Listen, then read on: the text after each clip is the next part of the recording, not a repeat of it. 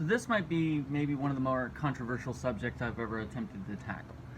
But I think it's probably important in that, so right now you have a lot of conflict kind of flying around regarding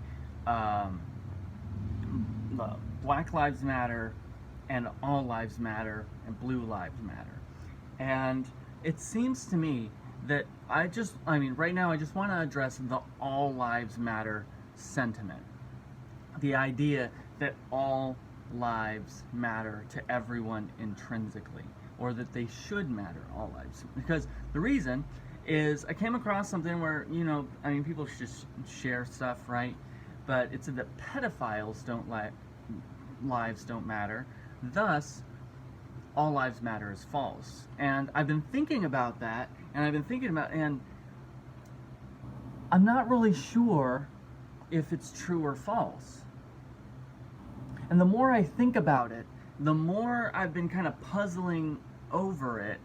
From what I can tell, is that it is kind of paradoxically both true and false at once. And so I want to address this kind of like from a sociological standpoint, and then I want to also address it theologically. So from a theological standpoint, all lives matter to God. All lives matter so much that Christ came and he sacrificed himself on the cross so that we all could experience salvation from our sin. Including, and from that same standpoint, all black lives matter to God because, and we have evidence of that in that Christ came and sacrificed himself so that all black lives can experience salvation through him if they choose to, right? Whether that's, and so does that include the sexually deviant, like a pedophile, like a rapist, like a transsexual, does that include people that are mentally ill? Does that include people that are like Asperger's and Down syndrome? Does that, all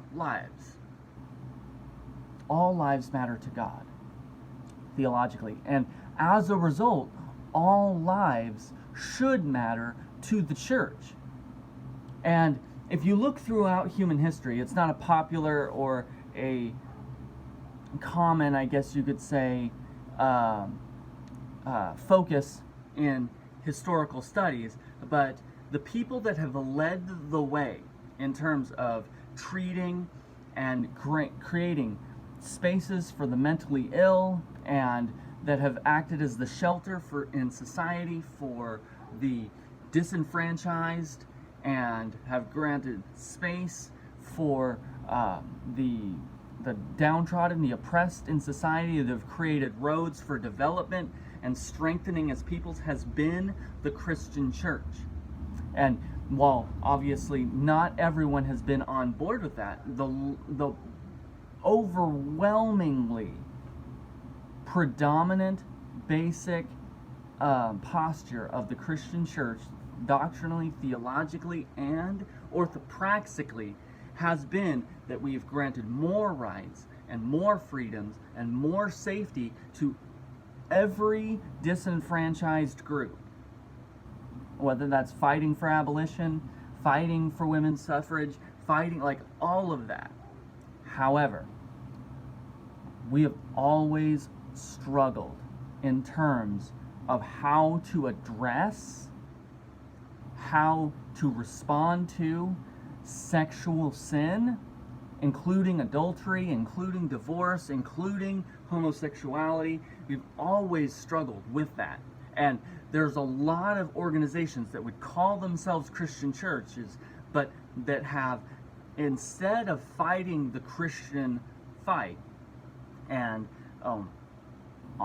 against sin, essentially, they've just decided it's simpler, it's easier to just say it's acceptable, it's okay, and just toss the towel in and just letting people in regardless. And that is just as harmful. So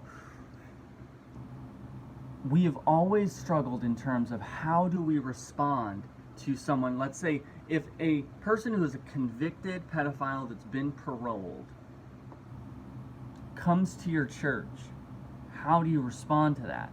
Do you say, no, you're not allowed in? Do you say, like, do we create a special service for people like that have that kind of a criminal record? What about for people that are convicted rapists?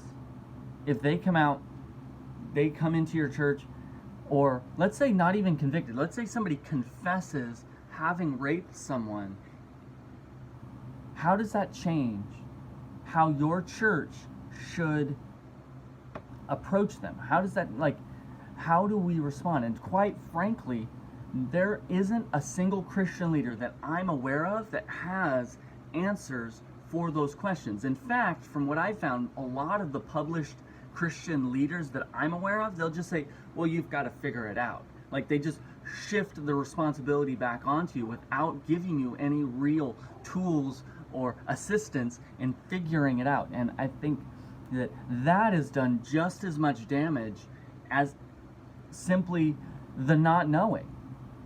So what do we do? Because from sociologically, I think it's a very easy and strong point to make, is that not only do all lives not matter to most people, in fact, like, I even made the point in regards to the Minneapolis thing of, like, listen, those people, they're really far away. I don't know anything about them. I've never met them. I don't know them. And so as a result, I'm just going to withhold my judgment, right? I'm just going to not talk about this. Simply that if somebody is far enough away that you would never meet them, even within the same state, but let's say cross state lines, or go to another country that you wouldn't visit as a tourist, or that's outside the tourist zone of a country that you might visit as a tourist, quite frankly, not only do they not matter to you, you don't care about them at all. And this is both inside the church and outside, that Christians talk about how good God has been to them because they got the job that they were hoping for, the promotion that they were praying for, the grades that they wanted, they got admitted to the school they were hoping for, while people on the other side of this world are dying for the same faith, and people on the other side of this world are dying without the same faith, that have never even heard the name of Christ, and yet, quite frankly, like, they're, like, as far as Christian doctrine is concerned, they're dying. They're going to eternal punishment, eternal suffering for their sins. And quite frankly, we just don't care. We just don't. Like, well, maybe you'll write a check to them if a missionary happens to visit your church, or maybe, like, you'll feel guilted if you see a Feed the Children's commercial or a World Vision music video sponsor that's teamed up with Skill or something. Maybe you'll feel a little guilty, or if you're subscribed to, like, Voice of the Martyrs, you'll feel a little sad for them for a minute. But for the most part, anytime those kind of mailers come into your house, where do they go? Trash. Immediately. You don't even think about it. You just, as you're going through it, bill, oh, junk mail. You don't even reconsider what could be in there. But those are human lives. And quite frankly, they don't matter to you.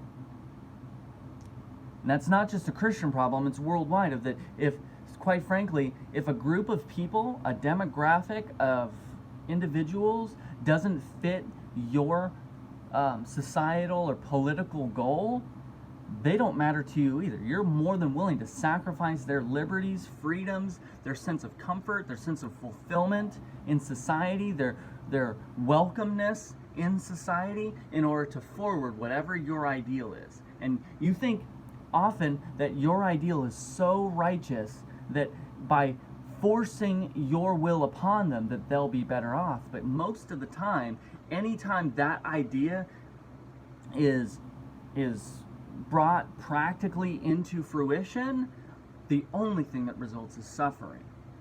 So like I said, I don't really know how to respond to these things necessarily. I've been thinking about them a lot. I don't know. But for one thing I know for sure is not only in a practical sense, all lives don't matter to us as human beings. I do know with absolute certainty that all lives should matter, and that all lives should include black lives, and all lives should include homosexual lives, and all lives should include all lives. And I don't know necessarily how to make all lives feel like they matter in society. I don't know if that's possible necessarily, apart from sacrificial service to them. That's what Christ showed us, putting himself on the line to the point of death and beyond for the sake of making sure all lives mattered, putting the eternal justice, the eternal peace, the eternal satisfaction first. If we do that, then we'll have taken a small step forwards in the fight, I guess, to make all lives feel like they matter.